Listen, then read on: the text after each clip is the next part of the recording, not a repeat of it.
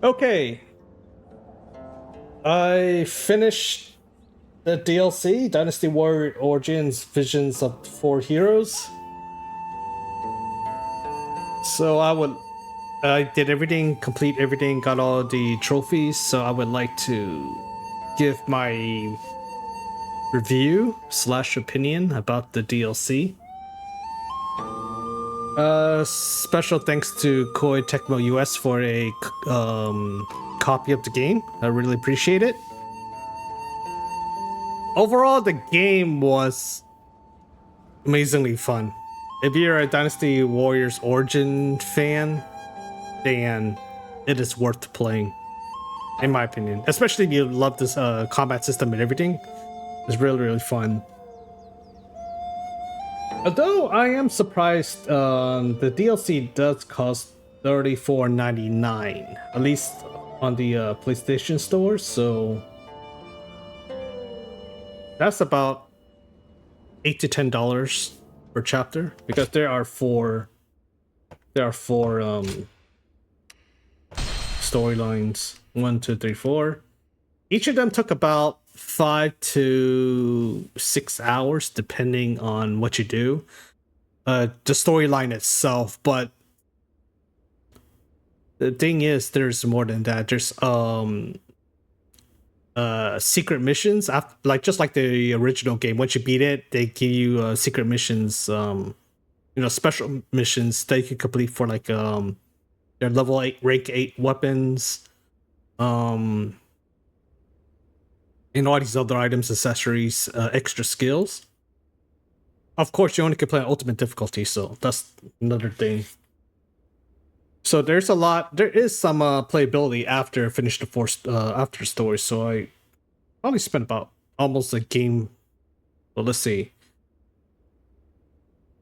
about 24 hours for the storyline. Probably add another 2 to 3 hours, so probably 30 hours total for this game. About 30, 40 hours for me, I guess. But I would say about 25 to 30 hours, maybe, depending on, how good you are, and stuff like that. Every weapon does have a 2 extra rank level from 10 to 12. So there's a new level 11 has a new skill. Level 12 is just a stat buff. Actually, does it start from 10? I don't remember. But yeah, I mean, there are some leveling up for your other weapons again, and to get some new skills and level up your character even more. What is interesting is that the storyline itself is scaled to your level, in a way. So if you're like level 100, the difficulty could be level 95 at the beginning. Of course, you level up and the level up, the level of the stage rises. So it makes it a little challenging, I guess, and balanced, especially for those that are new to playing, because they're not going to be as developed as a person that's been playing since when it first came out, like I did. Of course, I didn't go crazy and have like max level and all that stuff. So the challenge is still there, especially you try playing Ultimate Warrior difficulty. It's fun. The combat and everything's still the same. There is a new mechanic in the game. It's called strategy fights battles. Basically, it's like a small little it's a very, very basic. It's not really in depth, but it's a start actually. Basically, it's like it's similar to like Dynasty Warrior Tactics or Romance of the Three Kingdom. When you go into a battle, it has little battle units, and then they fight other battle units. But here you get to decide which unit you want to attack, and depending on the unit you attack, you can get secret tactics, which allows you to do some pretty awesome attacks, like giant tornadoes that you've seen like in a original game, which you can't do, but only like Zhang Jiao can do and stuff like that. So it was really cool. So the strategy battle's actually really nice. It is a interesting mechanic they added in, which, you know, keeps the game fresh. It is, I like it. I hope they implement it on the sequel. That'd be pretty cool, but maybe make it more in depth or something. But aside from that, yeah, that's like the only new thing. There's also 2 new weapons: the bow.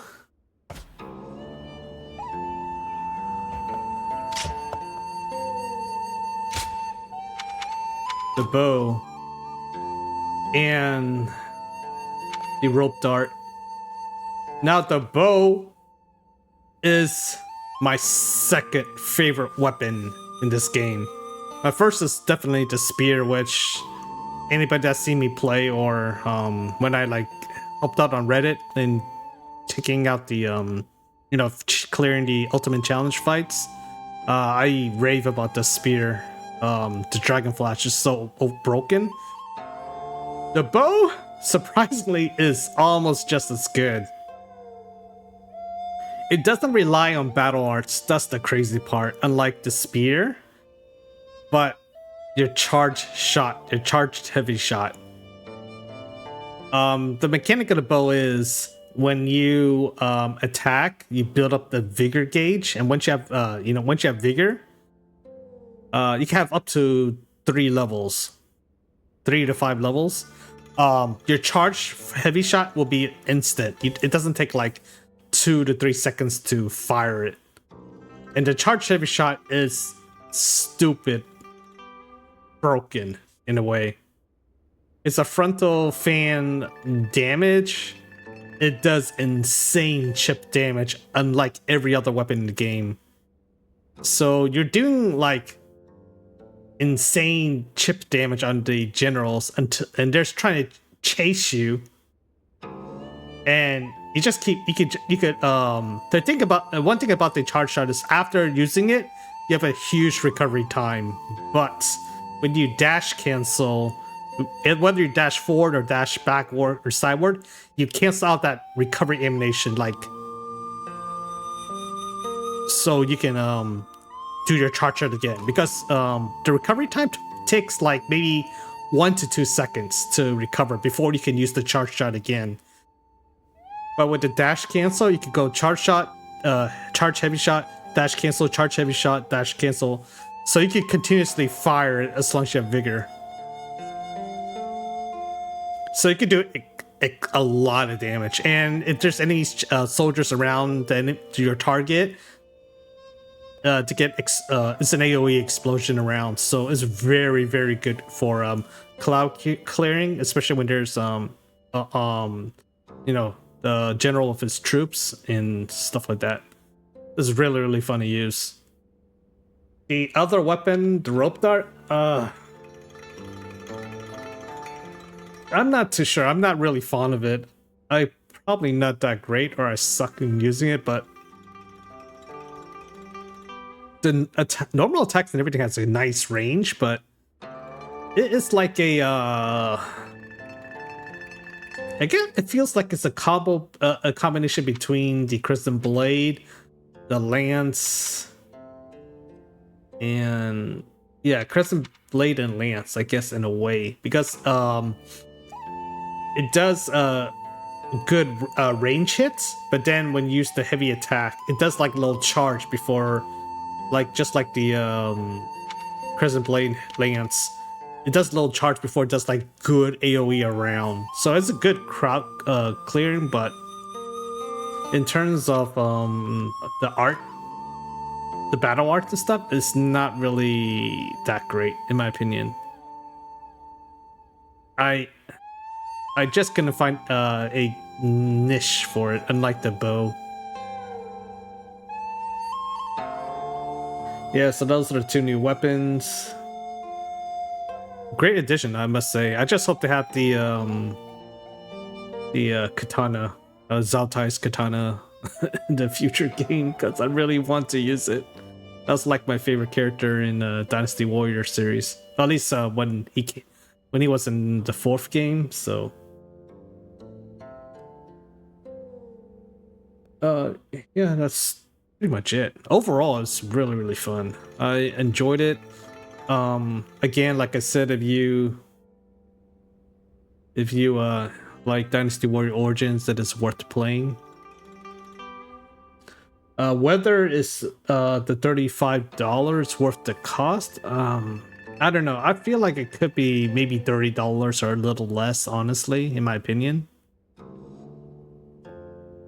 But yeah, it's still worth playing. If you want to wait till there's a discount, but I think 35 is not a bad price compared to most DLCs these days, which is a lot shorter and maybe it could cost more. So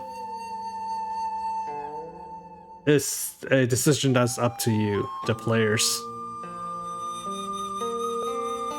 Overall, the DLC, I probably give it a out of 5 stars. I'll probably give it a 4.5. It was that fun. I enjoyed it.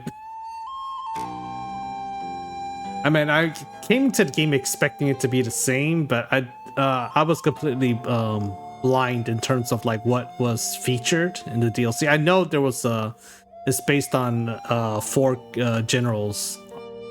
Aside from that, I didn't know anything else. Like there's gonna be new weapons and stuff like that. I would expect a new weapon, but I didn't know it'd be the bow or something. I think the bow was just amazing. It's just fun. But yeah. So that's pretty much it about my review. Thank you to KOEI TECMO US for the copy. I really appreciate it. I can't wait for Dynasty Warrior 3 Remastered. Unfortunately, it got delayed. But it's fine, because that just means it'll be a much better game when it's released, in my opinions.